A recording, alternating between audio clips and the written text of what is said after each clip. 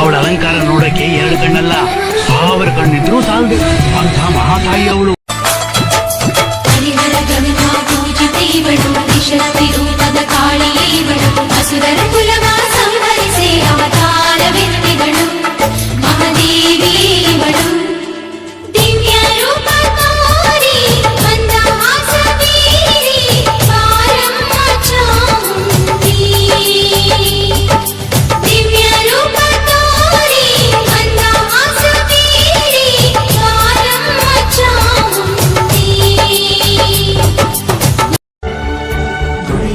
ಪೂಜಿಸಲು ವರಹಾಡು ನನ್ನ ತಾಯಿ ಮನದೊಳಗೆ ಮಂದಿರವ ಕಟ್ಟಿರುವಳು ಕರುಣಾಮಾಯಿ ನವಮಾಸ ಮಡಿಲಲ್ಲಿ ಕಾಯುವಳು